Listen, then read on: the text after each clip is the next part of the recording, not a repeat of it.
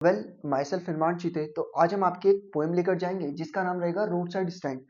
देखिए, अगर मैं बातचीत करूं तो ये आपके one of the most complicated poem रहेगी और इस पोएम में से काफी कुछ बना हुआ है। जब मैं पीवाईक्यूज को एनालाइज कर रहा था तो मैंने देखा कि इस साल के सैंपल पेपर और पिछले कुछ पीवाईक्यूज में आपका कहीं ना कहीं इस यहाँ से एक 6 मार्क्स का रेफरेंस टू कॉन्टेक्स्ट में बना है और एक क्वेश्चन 5 मार्क्स में भी बना हुआ है।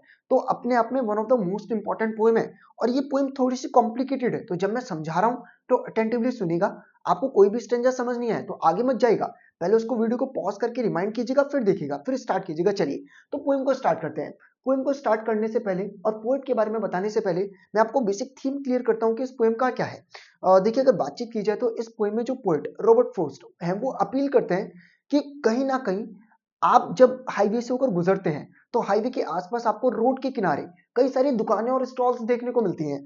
और पोएट अपील करते हैं कि आपसे कई बार ऐसे होते हैं कि जो सिटी के लोग जब उन जगहों से गुजरते हैं तो वो जो रोड के साइड पर कुछ इस तरीके से स्टॉल लगे होते हैं उनसे कुछ खरीदते नहीं है और हम लोग ऐसे में बड़े मीन हो जाते हैं। मीन मतलब मतलबी। और हम इन लोगों को क्रिटिसाइज करके चले जाते हैं कि देखो तुमने आसपास के सराउंडिंग को कैसा खराब कर दिया, देखो तुम्हारे वजह से जो लुक है वो कितना बेकार लग रहा है लोकेलिटी का। अमूमन ऐसा होता है ना कि जैसा कि आप मान लीजिएगा किसी पुल पार जा रहे हैं, सहारनपुर से पर्टिकुलरली मैं बिलोंग करता हूँ तो वहां पर मैंने देखा है कि पुल पार जाते वक्त पुल पर कुछ लोग पर्टिकुलरली अपना घर बनाए हुए हैं। तो लोग कहते हैं कि यार देखो कितना अच्छा पुल है, यहाँ पर कुछ गरीब लोग रह रहे हैं जिनके पास घर नहीं है और इस पूरे पुल की शोभा बिगाड़ रखी है। तो पोएट आपसे ये कहेंगे कि एक्चुअल में ये गरीब लोग जो यहाँ पर रह रहे हैं, अब ये गरीब नहीं है, ये मेहनत करके कमा रहे हैं और इनको आप बहुत ज्यादा मीन ना हो, इनसे अपना मतलब की बात ना रखें और इन लोगों को सपोर्ट करें। और पोएट आपसे यही अपील करते हैं कि मैं आपसे at the end of the poem ये कहूंगा कि अगर आपने इस पोएम को पर्टिकुलरली रीड किया तो ये जो रोड के किनारे लोग अपने स्टॉल लगाए हुए हैं, आप जाइए और जाकर इनसे सामान खरीद कर इनको सपोर्ट कीजिए। चलिए, तो मुझे लगता है कि बेसिकली आपको थीम क्लियर हो चुका होगा। अब देखते हैं क्या कहा हुआ है। देखिए, पोएट के बारे में समझते हैं, वैसे सवाल बनता नहीं है। तो रॉबर्ट फ्रॉस्ट का जन्म 1874 में होता है, मौत 1963 में हो जाती है। रॉबर्ट फ्रॉस्ट एक आपके एक अक्लेम मतलब काफी फेमस और प्रोत्साहित किए जाने वाले अमेरिकन पोएट हैं 20th सेंचुरी के। वहीं अगर बातचीत की जाए तो करेक्टर्स, पीपल, लैंडस्केप्स के बारे में लिखते हैं।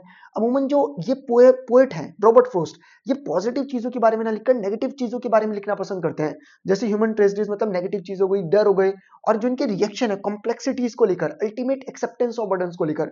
मतलब जैसे रॉबर्ट फ्रॉस्ट की आपको याद होगा, आपने क्लास 10 में कुछ पोएम्स पढ़ी थी जहां पर कि डस्ट और क्रो को सिंबलाइज किया जाता है नेगेटिव चीजों के लिए, इन्होंने उसको पॉजिटिव चीजों में सिंबलाइज किया था, हेमलॉक ट्री जैसे। तो ये उन मुद्दों पर बातचीत करते हैं जिस पर और पोएट बातचीत करना पसंद नहीं करते।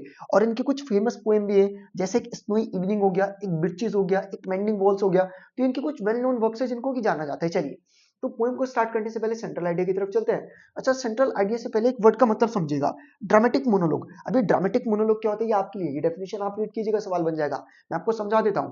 तो जब भी किसी पोएम को आप एक स्पीच की फॉर्म में लिखते हैं, आप एक इवेंट को एक्सप्लेन करते हैं जो कि बहुत ज्यादा स्ट्रेंज और कहीं ना कहीं कुछ अपील आपसे कर रहा होता है, उसी चीज को क्या कहा जाता है, ड्रामेटिक मोनोलॉग। समझ गए? तो जब भी किसी पोएम को आप स्पीच की फॉर्म में लिख रहे हैं और एक इवेंट को आप डिस्कस कर रहे हैं, बस उसी को क्या कहते जाता है, ड्रामेटिक मोनोलॉग। याद रहेगा आपको? चलेगा। अब ध्यान से देखते हैं। तो इस पोएम में रोड साइड स्टैंड में आप सिनेरियो तो समझ ही चुके हैं कि पर्टिकुलरली इस तरीके से हाईवे है, हाईवे के बराबर में किसी का घर है और उस घर के आगे पर्टिकुलरली उसने क्या लगाई है, दुकान, ताकि वो अपना जीवन यापन मतलब लिवलीहुड को रन कर सके। तो यहाँ पर ये कहा गया कि जो पोएम रोड साइड स्टैंड है, यहाँ पर रॉबर्ट फ्रॉस्ट कंपैरिजन को आपके सामने प्रस्तुत करते हैं उन लोगों के बीच में जो कि शहर में रहते हैं, वो कितनी कंफर्ट लाइफ को जी रहे हैं, और जो लोग गांव में, अब कहानी हमारी कंट्री साइड की रहेगी, गांव की, जो लोग गांव में रहते हैं उनके जीवन में कितनी दिक्कतें हैं और वो लोग बेसिक नेसेसिटीज को भी अफोर्ड नहीं कर पा रहे हैं। चलेगा, इन दिस पोएम तो फ्रोस्ट यहाँ पर पैथेटिक एक दयनीय कंडीशन को डिस्कस करेंगे, किसकी, पुअर डिप्राइव्ड पीपल की। और वो हाईलाइट करेंगे किसको, वो डिफिकल्ट सिचुएशन जो कि डिप्राइव्ड विलेजर्स झेल रहे हैं। क्यों? क्योंकि शहर के लोग उन पर पैसा नहीं खर्च करते, वो यहाँ से चीजों को नहीं खरीदते। और यहाँ पर हम पर्टिकुलरली वही देखने वाले हैं कि इनसफिशिएंट अमाउंट ऑफ मनी होने के कारण ये लोग अपने जीवन को कितनी दिक्कतों से जीते हैं और इनके साथ कितने ऐसे झूठे वादे किए जाते हैं जो शायद से कभी पूरे ही नहीं किए जाते। चलिए, तो पोएम को स्टार्ट करते हैं। देखिए, यहाँ पर स्टैंजा में कुछ रेड वर्ड्स को मैंने हाईलाइट किया है जिनके अपने आप में कुछ इंपॉर्टेंट मीनिंग्स रहेंगे। क्लियर? चलिए, तो देखते हैं। तो the little old house was out with a little new shade. तो यहाँ पर पोएट आपको समझाने की कोशिश कर रहे हैं, मैं लाइन बाय लाइन एक्सप्लेनेशन लेकर जाऊंगा ताकि आपको क्लियर हो कि रोड के किनारे पर एक पुराना सा घर है और उस घर के आगे एक एक्सटेंडेड शेड है। आप देख सकते हैं, ये पुराना घर और पुराने घर के आगे एक एक्सटेंडेड शेड, और वहां पर कुछ सामान रखा हुआ है और ये सब कुछ सड़क के किनारे पर है। ठीक, अब ध्यान से देखिएगा। In front of the in front at the edge of the road where the traffic sped मतलब ये पूरा सिनेरियो आपकी सड़क के किनारे में है और जहां पर जो सड़क का ट्रैफिक है, स्प्रेड मतलब बहुत स्पीडली जा रहा है। क्लियर? चलेगा। A road side stand that too pathetic plead. अच्छा, प्लीड मतलब होता है रिक्वेस्ट करने को, और ये जो रोड साइड स्टैंड है ये पर्टिकुलरली प्लीज करता है, ये बोलता है कि आप प्लीज यहाँ पर रुकिए और हमारे से कुछ सामान खरीद कर जाइए। देखिए यहाँ पर वही कहने की कोशिश की गई लाइन 3 में, ये शेड एक पीटेबल स्लाइट है, मतलब देखकर दयनीय कंडीशन बनाता है, और ये कहीं ना कहीं उनसे रिक्वेस्ट करता है कि यहाँ पर रुककर आप क्या करें, जो सामान है उसको खरीद कर लेकर जाएं। It would not be a fair to say for a dole of bread, dole of bread मतलब चैरिटी। अब वो लोग ये नहीं कहते कि आप चैरिटी करके जाएं, जैसे फॉर एन एग्जांपल अगर भिखारी कहीं पर भीख मांग रहा है तो मैं दया खाकर उस पर पैसा देता हूं, तो डोल ऑफ ब्रेड मतलब ये लोग ऐसा कहना सही नहीं होगा कि चैरिटी मांग रहे हैं, कि आप बिन बात के इनको पैसा देकर जाएं। ये लोग मेहनत का पैसा कमाना चाहते हैं, पॉइंट ये कहने की कोशिश कर रहे हैं। But for some of the money the cash whose flow supports the flower of the cities। अब ध्यान से देखना, यहाँ पर फ्लावर ऑफ द सिटीज किसको कहा गया? देखिए यहाँ पर फ्लावर ऑफ द सिटीज किसको रेफर किया गया? रिच लोगों को, जो रिच पीपल है। तो यहाँ पर समझ के चलेगा कि जो रिच और वेल्दी पीपल है उनको क्या कहा गया? Flower of the cities. तो यहाँ पर एक्चुअली में क्लेम किया जा रहा है कि जो लोग सिटीज के अमीर लोग हैं, जो रिच लोग हैं, वो यहाँ पर रुके और रुककर पर्टिकुलरली अपने पैसे को क्या करें? खर्च। देखिए फेंट मतलब क्या होता है? डल और लाइफलेस, और विदरिंग मतलब क्या हो जाता है? डिके। क्या हो जाता है? डिके। तो यहाँ पर पोइट आपसे मतलब पोइट एक तरीके से मैसेज कन्वे करने की कोशिश कर रहे हैं, वो समझाने की कोशिश कर रहे हैं कि जिन लोगों के पास पैसा है, वो पैसा जो कि रिच लोगों को सपोर्ट करता है, वो पैसा जो कि रिच लोगों को सिंक मतलब डूबने और सड़ने से बचाता है, उस पैसे की काफी ज्यादा आवश्यकता है कि वो पैसा गांव तक पहुंचे और गांव के लोगों का भी क्या करे? भला। क्लियर चलेगा? तो मुझे लगता है कि आपको स्टैंजा 1 क्लियर हुआ होगा। अब स्टैंजा 2 में देखते हैं क्या है, चलिए। The polished traffic passed with a mind ahead. ठीक, अच्छा पॉलिश्ड ट्रैफिक, यहाँ पर ना पॉलिश्ड मतलब ये नहीं है चमचमाती गाड़ियां, यहाँ पर पॉलिश्ड का मतलब पॉश लोगों से है, वो अमीर लोग जो कि उस गाड़ी के अंदर बैठकर जा रहे हैं। क्लियर? तो अब द पॉलिश ट्रैफिक, वो अमीर लोग जो कि वहां से गुजरते हैं, और if ever side a movement then out of sorts. Out of sorts मतलब क्या होता है? एंगर। तो कई बार ऐसा होता है कि इनकी चमकती हुई गाड़ियां या फिर ये चमकते हुए लोग जो कि अमीर हैं, गलती से वहां पर रुक जाते हैं, और आउट ऑफ सोर्ट मतलब एंगर, और रुकते क्यों है? गुस्सा करने के लिए। अब गुस्सा किस चीज को करेंगे देखिएगा, at having the landscape marred with the artless paint. अब मार्ड को ध्यान से देखिएगा, यहाँ पर क्या कहा गया? स्पॉइल्ड। इन लोगों को गुस्सा आता है कि आपने इतनी अच्छी जगह पर आपने इसको खराब करके रख दिया। जैसे कि आप पीछे की इमेज को देखिएगा, अब यहाँ पर मान लीजिएगा कि पर्टिकुलरली एक हाईवे है, और हाईवे पर मान लीजिएगा कि कुछ भिखारी सो रहे हैं, तो अमूमन कुछ लोग ऐसा बोलते हैं कि देखो हाईवे की शोभा को बिगाड़ रहे हैं, या यहाँ पर फुटपाथ ही चलने के लिए बना है, कुछ लोग यहाँ पर सो रहे हैं। तो पोइट वही कह रहे हैं कि जो कुछ अमीर लोग यहाँ पर रुकते हैं, वो इसलिए नहीं रुकते कि ताकि इन लोगों से सामान खरीद सकें, वो रुकते इसलिए ताकि वो क्या कर सकें? वो लोग आउट ऑफ सोर्स मतलब गुस्सा दिखा सकें, किस चीज को लेकर कि जो इतना ब्यूटीफुल लैंडस्केप था उसको इन लोगों ने डिस्ट्रॉय कर दिया। किससे? अपने आर्टलेस पेंट। आर्टलेस पेंट समझ गए? मतलब अपने शेड को लगाकर।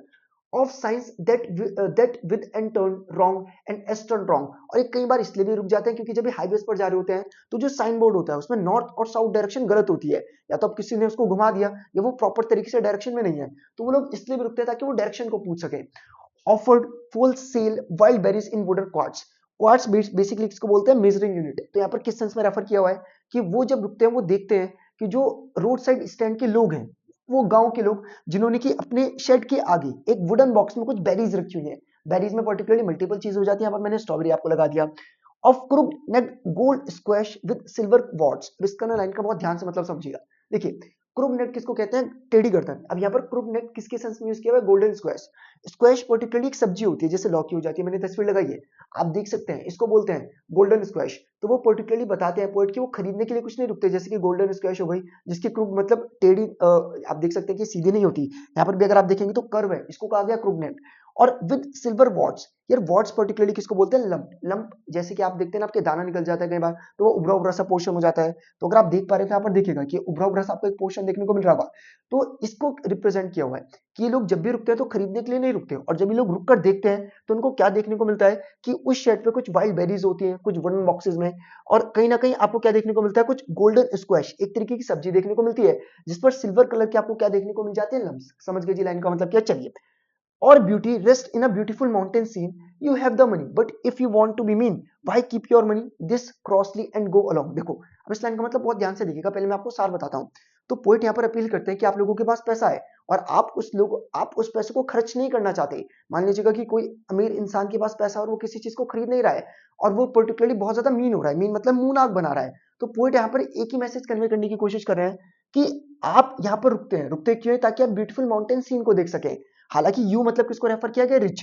कि रिच लोगों के पास पैसा तो है, but if you want to be mean, मतलब ये लोग इतने अमीर होने के बावजूद भी इतने मतलब ये कि उस पैसे को खर्च करने की कोशिश नहीं करते। तो पोइट इनसे एक सवाल पूछते हैं, व्हाई कीप योर मनी, कि आप अपने पास पैसा रखते ही क्यों है जब आप उसको खर्च नहीं करेंगे? एंड गो अलोंग, मतलब यहाँ पर पोइट कह रहे कह रही है कि अगर आपके पास पैसा है, आप उस पैसे को खर्चे नहीं करना चाहते, तो यहाँ पर रुकिए मत, यहाँ से चले जाइए। और अगर आपके पास पैसा है तो पोएट अपील करते हैं कि उस पैसे को खर्च कर क्यों नहीं रहे हैं। यार सिंपल सी बात है, पैसा एक फ्लो की तरह चलता है। मेरे पास कहीं एक पैसा था, मैंने कहीं पर उसको खर्च किया, मेरे लिए कंजम्पशन किसी के लिए इनकम होगा। अब मान लीजिएगा कि आप मेरे पास पढ़ने आते हैं, आपने मुझे ट्यूशन फी दिया, आपके लिए एक्सपेंस, मेरे लिए इनकम। अब वो इनकम मैं कहीं और पर खर्च करूंगा, तो जो मेरे लिए एक्सपेंस होगा किसी और के लिए इनकम होगा। तो कंटिन्यूसली एक साइकिल का फ्लो चलता है। तो पोएट यहाँ पर अपील कर रहे हैं शहर के लोगों से कि आप आइए, आकर गांव में पैसा खर्च कीजिए। इतना मीन क्यों जाते हैं, पैसा खर्च क्यों नहीं करते। समझ गए यहाँ पर क्या कहने की कोशिश की गई है। चलेगा, मैंने आपको बहुत proper line by line explanation दिया है, क्योंकि मैं आपको एक्सप्लेनेशन समझा दूंगा। अगर आप खुद से नहीं पढ़ेंगे तो आपको क्लियर नहीं होगा। तो आप देखिएगा कि तीन तीन लाइनों का मतलब क्या है। समझ लीजिए किस तरीके से लिखा हुआ है। लाइन 1 2 3 की आपको प्रॉपर एक्सप्लेनेशन मिल जाएगी, फिर 4 5, ताकि आप पढ़े, आपको क्लियर हो, आपको डिफिकल्ट वर्ड्स की मीनिंग भी मिल जाएंगे। अब वहां एग्जाम में पूछ लिया जाएगा, रेफरेंस टू कॉन्टेक्स्ट करके सवाल बनेगा कि बताइए आउट आउट ऑफ सोर्स का मतलब क्या होता है, एंग्री। अब आपने पढ़ा होगा तो आपको याद रहेगा। तो समझ गए जी किस तरीके से मीनिंग लिखे हुए हैं। चलिए अगले स्ट्रेंजर की तरफ चलते हैं और देखते हैं कि स्ट्रेंजर 3 में क्या कहा हुआ है। अब बहुत ध्यान से सुनिएगा। The hurt to the scenery wouldn't be my complaint so much as the trusting sorrow of what is unsaid. तो पोएट बोलते हैं कि मुझे दुख, मतलब मुझे इन द सेंस जो विलेज के लोग हैं, जो गांव के लोग हैं, वो बोलते हैं मैं दुख इस बात का नहीं पहुंचता कि लोग हमें कंप्लेन करते हैं कि आपने सीनरी को खराब कर दिया। सो मच एज ट्रस्टिंग सोरो व्हाट इज अनसेड। दुख तो एक्चुअली में उस बात का है जो हम कह नहीं पा रहे हैं। और वो दुख किस चीज का है कि आप आए और आपने यहाँ पर रोड साइड के स्टैंड पर रुककर हमारे से हमारा कोई सामान नहीं खरीदा। Here far from the city we make our road side stand. हमने बहुत शहर से दूर अपना एक रोड साइड स्टैंड बनाया हुआ है। And ask for some city money to fill in hand. और हम कुछ पैसा चाहते हैं, किससे, शहर के लोगों से। क्योंकि यहाँ पर ने डिफरेंस के लिए लिखा हुआ है सिटी मनी, सिटी मतलब जो शहर का पैसा है। तो गांव के लोग कह रहे हैं कि हमें इस बात का दुख नहीं है कि आप आते हैं और आकर कंप्लेन करते हैं कि यहाँ पर आपने इस एरिया को इतना सड़ाया हुआ है, इसको प्रॉपर तरीके से नहीं रखा हुआ है। हमें दुख इस बात का है कि आप यहाँ से आकर कुछ खरीदते नहीं है। हम भी चाहते हैं कि जो शहर का पैसा है उसको हम हाथों में क्या कर सकें, फील कर सकें। To try if it will not make our being expand. और हर कोई चाहता है जीवन में तरक्की करना। और ये लोग भी कहते हैं कि हम चाहते हैं कि उस पैसे को यूज कर हम अपने जीवन को एक्सपेंड कर सकें, हम ग्रोथ की तरफ जा सकें। And give us the life of moving pictures. यार मूविंग पिक्चर्स ने एक्चुअली में यहाँ पर सिनेमा को रेफर किया है। जैसे मूवीज में दिखाया जाता है कि पैसा आने के बाद आपको तरक्की देखने को मिल जाती है, तो ये लोग उसी चीज की बातचीत कर रहे हैं कि हमें भी वो पैसा मिले जैसा कि मूविंग पिक्चर्स में दिखाया जाता है, जैसे कि हम सिनेमाज में देखते हैं। और हम भी शहर की लाइफ को, क्वालिटी एक लाइफ को क्या कर सकें, अफोर्ड कर सकें। Promise that the party in power. Party in power किसको कहा गया, पॉलिटिकल पार्टीज। यार तुम एक पीछे देख भी सकते हो कि जो पॉलिटिकल पार्टीज पावर में होती है वो वादे तो बड़े बड़े करती है। और वो कह भी रहे हैं कि जब इलेक्शन का टाइम आता है, फिर जो वादे हमसे किए जाते हैं पॉलिटिकल पार्टीज के द्वारा, वो बहुत ज्यादा बड़े बड़े किए जाते हैं। लेकिन उन वादों को कभी पूरा नहीं किया जाता, उन वादों को हम तक पहुंचाया नहीं जाता। जो पॉलिटिकल पार्टीज है उन वादों को वो सिर्फ अपने तक ही संभाल कर रखती है। तो वही चीज यहाँ पर कही हुई है। तो यहाँ पर आपसे सवाल पूछ लेते हैं कि बताइएगा कि पार्टी इन पावर का किसको रिप्रेजेंट किया गया, फिर मतलब क्या था, आप बता दीजिएगा पॉलिटिशियन। चलिए और स्ट्रेंजर फोर में देखते हैं कि पर्टिकुलरली क्या कहने की कोशिश की गई है। यार स्ट्रेंजर फोर थोड़ा सा कॉम्प्लिकेटेड रहेगा, अटेंटिवली सुनते चलिएगा। आपको कोई भी चीज कंफ्यूज करे तो मुझे रोक दीजिएगा। इस पोएम में मैं जानबूझकर एक्सप्लेनेशंस नहीं पढ़ रहा हूँ, वरना वीडियो का ड्यूरेशन लंबा हो जाएगा और मैं एक ही बात को कम से कम 2 से 3 बार रिपीट कर दूंगा, जो कि वर्थ इट नहीं होगा। आपको एक्सप्लेनेशन समझने के बाद इसको पढ़ना है। यहाँ पर मैंने इस स्टैंडर्ड की एक्सप्लेनेशन खुद से लिखी हुई है। तो जिन वर्ड्स को मैं हिंदी में बोल रहा हूँ, बस उसी को यहाँ पर इंग्लिश में प्रेजेंट किया हुआ है। ठीक, चलिए तो अब देखते हैं क्या है। It is in the news that all this pitiful kin. देखिए किन किन को कहा गया, रिलेटिव्स। रिलेटिव्स मतलब वो लोग जो कि रोड साइड स्टैंड पर रहते हैं। समझ गए, गरीब लोगों की बातचीत हो रही है। तो पूछ लेते हैं कि किन किन को कहा गया। तो किन मतलब यहाँ पर रिलेटिव्स इन द सेंस वो लोग जो कि रोड साइड स्टैंड में रहते हैं, वो पुअर पीपल जो कि गांव के हैं। तो ऐसा न्यूज में आता है कि अब जितने भी पिटिफुल मतलब दयनीय रोड साइड के लोग हैं, आर टू बी बोट, उनको यहाँ से लेकर जाएंगे मर्सीफुली, बहुत दया के साथ उनको गैदर किया जाएगा विलेजेस में, next to the theatre and the store. मतलब उनको एक डेवलप्ड सिटी में लेकर जाएंगे और उनको ऐसी जगह पर रखेंगे जहां पर उनको सारी सुख सुविधाएं दी जाएंगी। इस लाइन का ये मतलब है, where they won't have to think to themselves anymore. और वहां पर उनको अपने बारे में ज्यादा सोचना नहीं पड़ेगा। यार अमूमन ऐसा होता है कि अगर आप कुछ नहीं करते या अभी आप 12th कर लेंगे तो आपको अपने करियर के बारे में सोचना पड़ेगा कि आपको क्या करना है। लेकिन मान लीजिएगा कि आप एक बिजनेस बैकग्राउंड से बिलोंग करते हैं, जहां पर कि आपके फादर का वेल एस्टेब्लिश बिजनेस है, तो वहां पर ज्यादा सोचने की आवश्यकता नहीं है। तो वही चीज यहाँ पर कही हुई है कि ये उस जगह से बिलोंग करते हैं जहां पर कि मतलब इनको ऐसी जगह पर लेकर जाएंगे जहां पर कि इनको ज्यादा सोचना नहीं पड़ेगा। मैंने जानबूझकर दिखा रखा है कि इनसे झूठे वादे किए जाते हैं और वो वादे कभी इनसे पूरे ही नहीं किए जाते। वाइल ग्रीडी गुड डूअर्स, अब ध्यान से देखिएगा, मतलब एक्चुअली में लालची लोग होते हैं। लालची लोग कौन, politicians, celebrities. Celebrities in the sense जो इनसे वादे करते हैं। ठीक, चलो उनकी बातचीत कर रहा हूँ। तो जो ग्रीडी गुड डूअर्स हो गए, वो लोग जो कि बहुत लालची होते हैं और इनसे वादा करते हैं कि हम कुछ अच्छा करेंगे। बेनिफिशियंट किसको कहा गया, जनरस। वो लोग जो कि दिखाते हैं कि हम दयावान हैं, लेकिन एक्चुअली में क्या होते हैं, राक्षस। तो यहाँ पर कहा जा रहा है कुछ लोग जो कि कपड़ा पहने हुए हैं, किसका कपड़ा, अच्छाई का, एक्चुअल में वो अच्छे नहीं है, वो आते हैं और कहते हैं कि हम आपकी मदद करेंगे, और एक्चुअल में इनकी मदद करने के लिए नहीं आते, अपना काम इनसे निकाल कर चले जाते हैं।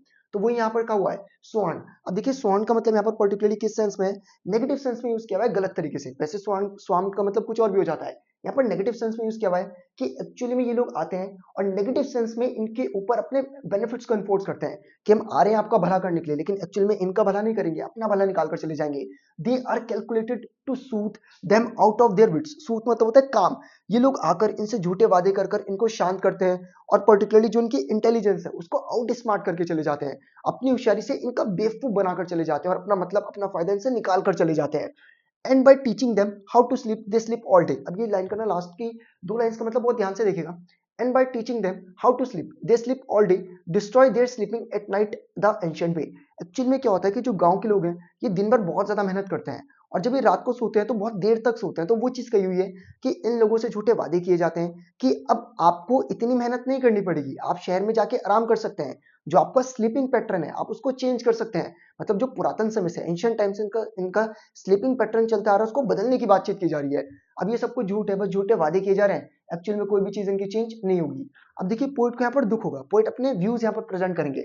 Sometimes I feel myself I can hardly bear the thought of so much childish longing in vain। longing बोलते हैं डिजायर, किसको बोलते हैं, डिजायर। तो पोइट कहते हैं कि पर्टिकुलरली हम बचपन से एक सपना देखते आते हैं कि हमारे ये सपने पूरे होंगे, ये सब कुछ पूरा होगा, लेकिन एक्चुअल में इनका कोई भी सपना या कोई भी डिजायर पूरा नहीं होने वाला है। वेन सब कुछ क्या हो जाएगा, बेकार। The sadness that lurks near the open window there. Lurks मतलब होता है हाइड। पोइट बता रहे हैं कि अब यहाँ पर क्या कहा हुआ है विंडो, कि जो इनका रोड साइड स्टैंड है उसके पीछे, रोड साइड स्टैंड है मान लीजिएगा, यहाँ पर मेरा रोड साइड स्टैंड है, तो रोड साइड स्टैंड के पीछे मैं हूँ, तो खिड़की के पीछे मेरा दुख छुप जाता है। क्यों, दुख किस चीज का, कि ये लोग आते हैं मुझसे खरीदते नहीं, ये लोग आते हैं बस देखकर और मुझे क्रिटिसाइज करके चले जाते हैं। जो सैडनेस है वो लक्स मतलब छुप चुकी है किसके पीछे, वो विंडो, वो शेड जो कि इनका खुला हुआ है। दैट वेट्स ऑल डे, और वो रोज हर दिन वेट करती है कि कोई आएगा शायद रुकेगा। इन ऑलमोस्ट ओपन प्रेयर, ये भगवान से दुआ मांगते हैं कि सिकल ऑफ ब्रेक्स, ब्रेक्स की आवाज को सिकल कहा गया कि कोई गाड़ी आए और गाड़ी के ब्रेक्स के रुकने की आवाज आए। The sound of a stopping car, और जैसे कोई आवाज आती है गाड़ी रुकने की, of all the thousand selfish cars that pass. मतलब गाड़ी कभी रुकती नहीं, अगर रुकती है तो अपने मतलब के लिए रुकती है, अभी बताया जाएगा। यहाँ पर कार्स को सेल्फिश नहीं कहा जा रहा है, एक्चुअली में जो लोग कार्स के अंदर बैठते हैं उनको सेल्फिश कहा जा रहा है। वो सेल्फिश लोग जो कि यहाँ से आते हैं गुजरते हैं लेकिन कभी यहाँ से कुछ खरीद कर नहीं लेकर जाते, अपना पैसा कभी खर्च नहीं करते। जस्ट वन टू इंक्वायर, अगर आते भी है तो क्या पूछने आते हैं कि भाई जो चीज तू बेच रहा है उसका प्राइस क्या है। एंड वन डिड स्टॉप, और कई बार कुछ लोग रुक भी जाते हैं। टू प्लो, प्लो मतलब होता है हो जाता है डिस्ट्रॉय, मतलब गाड़ी को रोकते हैं, गाड़ी को आगे पीछे करने में जो ग्रास है, जो वहां की घास है उसको खराब करके चले जाते हैं। इन यूजिंग द यार्ड, और कई लोग तो रुकते हैं ताकि वो यार्ड मतलब क्या होता है, मान लीजिए यहाँ पर गाड़ी है तो गाड़ी के पीछे का जो ग्राउंड है वहां से गाड़ी को बैक करके फिर मोड़ कर लेकर जा सके। ठीक, मतलब गाड़ी को मोड़ने के लिए रुकते हैं। Around and another to ask the way, और कुछ लोग तो रुकते हैं ये पूछने के लिए कि भैया ये रास्ता कहाँ जाता है मुझे ये बता दो। वेयर इट वॉज बाउंड, ये जा कहाँ रहा है। मतलब कोई भी अपने इनके काम के लिए इनसे कुछ खरीदने के लिए नहीं रुकता, अपने मतलब के लिए रुकता है। कोई पूछता है कि प्राइस क्या है, कोई लोग रुकते हैं कि पर्टिकुलरली मिट्टी खराब कर सके, मिट्टी मतलब ग्रास। कुछ लोग रुकते हैं ताकि वो अपनी गाड़ी को आगे पीछे कर सके। कुछ लोग रुकते हैं ये पूछने के लिए कि रास्ता कहाँ जाता है, अनदर टू आस्क। और कुछ लोग पूछते हैं गैलन, गैलन पर्टिकुलरली एक मेजरिंग यूनिट होता है कि क्या यहाँ पर गैलन ऑफ गैस मिलता है। मतलब होता है ना कि आप जैसे कुछ गाड़ी होती है जो कि सीएनजी से चलती है, एज अ फ्यूल इसको रिप्रेजेंट किया हुआ है। कुछ लोग रुकते हैं कि यहाँ पर हमारी गाड़ी का फ्यूल मिल जाएगा। अब यहाँ पर ना पोएट या दे, यहाँ पर पर्टिकुलरली पोएट या फिर साइड स्टैंड किसी को भी रेफर किया जाता है, तो ऐसे में वो लोग बहुत ज्यादा गुस्से से बोलते हैं कि तुम्हें दिखता नहीं क्या, देयर नन डिडंट इट सी, क्या उन्हें दिखता नहीं कि यहाँ पर कुछ नहीं है, यहाँ पर कुछ ऐसा सामान नहीं मिलता जो कि गाड़ी के फ्यूल से रिलेट करे, यहाँ पर वो सामान मिलता है जो कि खाने पीने का है, जो कि रोड साइड स्टैंड पर देखने को मिलता है। तो पोएट बताते हैं कि या तो पोएट या फिर वो लोग इरिटेट हो जाते हैं जब ये लोग आकर पूछते हैं कि क्या यहाँ पर फ्यूल मिलेगा, तो क्या तुम अमीरों को दिखता नहीं कि यहाँ पर फ्यूल नहीं मिलता कि क्या मिलता है। तो वो चीज यहाँ पर कही हुई है। तो पोएट यहाँ पर बताने की कोशिश कर रहे हैं कि अमीर लोग बहुत ज्यादा सेल्फिश और बहुत ज्यादा मीन हो जाते हैं, वो सिर्फ अपने फायदे के लिए काम करते हैं, और गरीब लोगों के हित में वो कभी भी किसी भी चीज को करते नहीं है। क्लियर है। अब मैं एक्सप्लेनेशन इसलिए नहीं पढ़ रहा हूँ क्योंकि यार अगर मैं एक्सप्लेनेशन को पढ़ने लग जाऊं तो एक ही चीज 2 से 3 बार रिपीट हो जाएगी, इनिशियली मैं बता चुका हूँ, आप पढ़ेंगे आपको क्लियर होगा। अगर नहीं है तो मुझे कमेंट सेक्शन में कमेंट कर दीजिएगा, मैं दोबारा से वीडियो को शूट कर दूंगा प्रॉपर तरीके से। क्लियर चलेगा। अब देखते हैं क्या है स्टैंजा 6 में, देखते हैं क्या कहा हुआ है। नो इन कंट्री मनी, देखो यहाँ पर ना जानबूझ के कंट्री मनी कहा हुआ है। पोएट यहाँ पर कंपैरिजन करना चाह रहे हैं सिटी के बीच में और विलेज के बीच में। यहाँ पर कंट्री गांव को कहा हुआ है, समझ गए जी। विलेज साइड को क्या भी कहा जाता है, कंट्री। तो मैंने लिख दिया नीचे कि कंट्री मनी किसको रेफर किया हुआ है, village money. No in country money the country scale of gain the requisite life of spirit has never been found. देखो इस दो लाइन का मतलब क्या है। रिक्विसाइट मतलब होता है नेसेसिटी, रिक्विसाइट मतलब क्या हो जाता है, नेसेसिटी। और लाइफ ऑफ स्पिरिट का मतलब क्या हो जाता है, हैप्पीनेस। मतलब गांव के लोगों के पास इतना भी पैसा नहीं है कि ये मतलब ये इतना भी गेन, इतना भी नहीं कमा पाते कि जो लाइफ की नेसेसिटी हैप्पीनेस है उसको भी क्या कर सके, अचीव कर सके। मतलब यहाँ पर पॉवर्टी को बताया हुआ है कि ये लोग इतनी मेहनत करने के बाद इतना भी नहीं कमा पा रहे हैं कि अपनी जो लाइफ की बेसिक नेसेसिटीज है उसको क्या कर सके, अफोर्ड। और so the voice of the country seem to be complain, I can't help ऑनिंग the great relief. और यहाँ पर पर्टिकुलरली बताने की कोशिश करते हैं आपको लाइन 3 4 5 में कि पोएट स्ट्रांगली फील करता है कि जो कंट्री साइड पीपल है वो मतलब जो गांव के लोग हैं वो बहुत ज्यादा गरीबी में है, वो बहुत ज्यादा दर्द में है, दुख में है। और पोएट कहते हैं कि मैं उनकी मदद नहीं कर सकता, मैं किसी भी तरीके से उनको सुकून नहीं पहुंचा सकता। It would be to put these people at one stroke out of their pain. यहाँ पर ना वन स्ट्रोक मतलब एक बारी में कहा हुआ, और यहाँ पर वन स्ट्रोक डेथ को रिप्रेजेंट किया हुआ है कि इनको दुख और दर्द से निकालने का सिर्फ एक ही तरीका है। और वो तरीका क्या है, मौत। कि अगर ये मौत को अचीव कर ले तो शायद से अपने दुख या दर्द से बाहर आ सकते हैं, या एक बारी में अगर इनको आपको किससे बाहर निकालना है, दर्द से।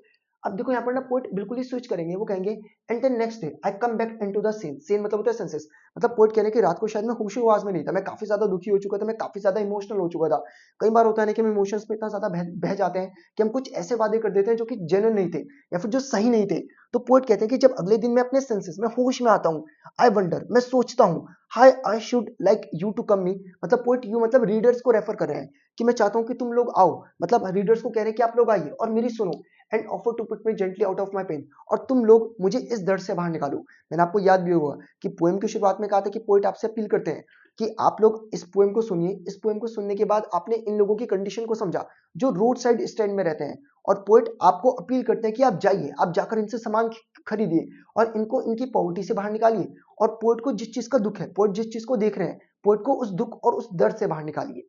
क्लियर है जी इस पोएम का पूरा मतलब क्या रहेगा। चलिए, तो मुझे लगता है कि मैंने आपको बहुत प्रॉपर तरीके से जितने भी कॉम्प्लिकेटेड वर्ड्स उनके मीनिंग क्लियर किए होंगे। एक बार फटाफट से फिगर ऑफ स्पीचेस देखते चलते हैं। अब एलिट्रेशन तो आप समझ ही चुके होंगे कि जब भी कॉन्सोनेंट वर्ड्स की साउंड रिपीट होती है तो क्या लगता है, एलिट्रेशन। जैसे दैट टू, या आपका ब्यूटी रेस्टेंट ब्यूटीफुल तो बी बी की साउंड रिपीट हो रही है, या वाइल्ड बेरीज इन वुडन तो डब्ल्यू डब्ल्यू की साउंड रिपीट हो रही है, sound of stopping S S की साउंड रिपीट हो रही है। तो जब भी कुछ वर्ड्स इनिशियली साउंड को रिपीट करते हैं और वो वोवल नहीं होते तो क्या लगता है, लिटरेशन। आप खुद से पहचानना सीख जाएगा। मेटाफर आप जानते हैं कि जब भी किसी चीज को कंपेयर करते वक्त आप एज और लाइक का यूज नहीं करते तो मेटाफर लगता है। जैसे फ्लावर ऑफ द सिटीज, यहाँ पर फ्लावर ऑफ द सिटीज किसको रेफर किया गया था, रिच पीपल को। जैसे ग्रीडी गुड डूअर्स, यहाँ पर ये ग्रीडी गुड डूअर्स किसको कहा गया था, पॉलिटिशियंस हो गए, एनिमीज हो गए, ऐसे कुछ लोग जो एक कपड़ा पहने हुए दिखाते हैं कि हम अच्छा करेंगे, लेकिन एक्चुअली में लोग लालची होते हैं। और वॉइस ऑफ द कंट्री किसको कहा गया था, गरीब लोग जिनकी की आवाज ही नहीं निकलती। क्लियर। चलिए, पर्सोनिफिकेशन किसको कहा जाता है, जब भी आप किसी नॉन लिविंग थिंग को लिविंग थिंग से कंपेयर करते हैं।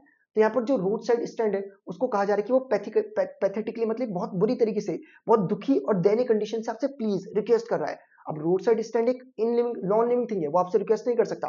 तो एक ह्यूमन क्वालिटी दिखाई हुई है तो उसको क्या बोलते हैं, पर्सोनिफिकेशन। ऑक्सीमोरन क्या होता है, जब दो अपोजिट वर्ड एक साथ आ जाए, इसको एंथिसिस भी कहा जाता है। जैसे ग्रीडी लालची और गुड अच्छा, तो अपोजिट शब्द एक साथ आ गए। या बेनिफिशिएंट बीस्ट, बेनिफिशिएंट मतलब मैंने आपको शुरुआत में बता दिया था जेनरस, बीस्ट मतलब राक्षस, तो दो अपोजिट वर्ड एक साथ आ गए। ओनोमेटोपोइया किसको बोलते हैं, जैसे आप देखते हैं किसी पोएम में मियाओ मियाओ की आवाज को रेफर कर दिया जाता है। तो जब कुछ वर्ड्स जो कि साउंड्स को रेफर करते हैं, जैसे स्क्वील ऑफ ब्रेक्स, जब आप ब्रेक मारते हैं तो स्क्वील की आवाज आती है। तो जब आप कुछ ऐसे वर्ड्स का यूज करते हैं जो कि साउंड को रेफर करते हैं उसको क्या बोलते हैं, एनोमेटोपोइया। रिपीटेशन आप खुद से पहचान सकते हैं कि जब भी कोई वर्ड्स रिपीट हो तो लगा दीजिएगा, खुद से देख लीजिएगा लगता है बाकी इस पोएम में। एनाफोर आप जान ही चुके हैं कि जब भी पोएम की जस्ट उससे नीचे वाली लाइन सेम वर्ड से स्टार्ट हो, दादा तो एनाफोरा, और तो एनाफोरा। क्लियर। अब ट्रांसफर्ड एपिथेट देख लेते हैं किसको बोलते हैं। अब ध्यान से देखिएगा, वैसे मैं बता चुका हूं, ध्यान से समझते चलिएगा। सेल्फिश कार्ड्स, अब यहाँ पर कार्ड्स, सेल्फिश एक एडजेक्टिव है, कार्ड्स एक नाउन है। तो सेल्फिश जो कि एक एडजेक्टिव है, आपने इसको कार्ड्स के लिए यूज नहीं किया, आपने इससे लोगों को रेफर किया, पीपल को, तो क्या लग जाता है, ट्रांसफर्ड एपिथेट। जब ये एडजेक्टिव इस नाउन के बारे में ना बताकर ये एडजेक्टिव अपने से पहले वाले नाउन के बारे में बताए तब लग जाता है ट्रांसफर्ड एपिथेट। अब पॉलिश्ड ट्रैफिक, ये पॉलिश्ड एक एडजेक्टिव, ट्रैफिक के लिए यूज नहीं किया, ये पॉलिश्ड रिच पीपल के लिए यूज किया। क्लियर। तो ऐसे में आप क्या लगा देते हैं, ट्रांसफर्ड एपिथेट। चलिए, तो मुझे लगता है कि आपको प्रॉपर तरीके से क्लियर हो चुके हैं ये फिगर ऑफ स्पीचेस। फटाफट से एक बार देखते हैं कि फ्रिक्वेंटली आस्क्ड क्वेश्चन में सवाल कैसे बने हुए हैं। चलिए, तो रेफरेंस टू कॉन्टेक्स्ट की तरफ चलते हैं। तो while greedy good doers beneficent beast of prey, आपको याद आ गया होगा, वरना वीडियो को पॉज करके देख लीजिएगा। वही कहा हुआ है कि कुछ अच्छे लोग इनका गरीब लोगों का मतलब निकालने के लिए इनका भला करने का कोशिश करते हैं, ऐसा दिखाते हैं कि भला करेंगे लेकिन एक्चुअली में इनको एक्सप्लॉइट करके चले जाते हैं। तो ये फ्रेज आपको क्या सजेस्ट करता है, ये आपको बताना है। तो ये फ्रेज आपको यही सजेस्ट करता है कि कुछ लोग आकर इनसे अपना बेनिफिट निकाल कर अपना निकल जाते हैं। सो ऑन का मतलब मैंने आपको बताया था नेगेटिव सेंस में था, तो यहाँ पर बताना है कि सो ऑन का मतलब क्या नहीं है। तो नेग्लेक्ट करते हैं इनकी नीड्स को, नेगेटिव सेंस है बिल्कुल। क्या इन लोगों को ये डिस्कम्फर्ट और चाओस पहुंचाते हैं? बिल्कुल। क्या ओवरवेलमिंग फोर्स है कि इनका बेवकूफ बनाया जाता है और फिर इनको लूट लिया जाता है? बिल्कुल। तो पॉजिटिव सेंस में तो यूज नहीं किया, और यहाँ पर एक ही पॉजिटिव वर्ड है, कोऑर्डिनेटेड हेल्प। समझ गए? तो जिस भी तरीके से मैं पोएम को एक्सप्लेन करता हूँ उसके पीछे पर्टिकुलरली एक रीजन होता है कि आप जब रेफरेंस टू कॉन्टेक्स्ट करें तो आपसे आंसर बने। चलेगा, अब यहाँ पर ध्यान से देखिएगा, फिर आपसे कहा गया in complete the following suitably destroy their sleeping at night the ancient way. The phrase the ancient way, ancient way किस चीज को रिप्रेजेंट करता है? कि जो उनका ट्रेडिशनल कम्युनिटी का पार्ट है, कि ये लोग दिन भर मेहनत कर कर रात को सुकून से सोते हैं, वो इनका जो ट्रेडिशन है उसको खत्म कर दिया जाएगा। तो आपको याद होगा मैंने बताया था एंशिएंट स्लीप के बारे में, तो वही चीज यहाँ पर कही हुई है। अब देखिए, यहाँ पर ना दो वर्ड के बीच में पहले फर्क समझेगा कि आयरनी क्या होता है, सटायर क्या होता है। देखिए, आयरनी और सटायर दो बहुत ज्यादा इंटर रिलेटेड वर्ड्स हैं। आपको मैं प्रॉपर तरीके से क्लियर करता हूँ। जब भी कोई चीज स्ट्रेंज हो उसको आप बोल देते हैं आयरनी। जब भी कोई चीज ह्यूमरस हो, पार्टली ह्यूमरस हो, उसको कहा जाता है सटायर। फॉर एन एग्जाम्पल अगर मैं आपको बताने की कोशिश करूं, जैसे आपको दो वर्ड्स के बीच में फर्क पता होना चाहिए, कोऑर्डिनेशन, कॉपरेशन। देखिए, कॉपरेशन क्या होता है? मान लीजिएगा कि घर में भाई बहन है, तो अब कल को बहन को पढ़ाई करनी है तो भाई कॉपरेट कर लेता है, कॉपरेट समझते हैं, समझौता। अब कोऑर्डिनेशन क्या होता है कि आप देखते हैं कि आर्मी है, आर्मी में कुछ लोग आपका मार्च पास्ट कर रहे हैं, तो उनके हैंड्स की और लेग्स की मूवमेंट एक साथ होती है, तो उसको बोलते हैं कोऑर्डिनेशन। तो एक्चुअली में कोऑर्डिनेशन इंक्लूड्स कॉपरेशन। मतलब मान लीजिएगा कि पूरा का पूरा बोर्ड क्या है आपका, कोऑर्डिनेशन, और उसका एक हिस्सा क्या है, कॉपरेशन।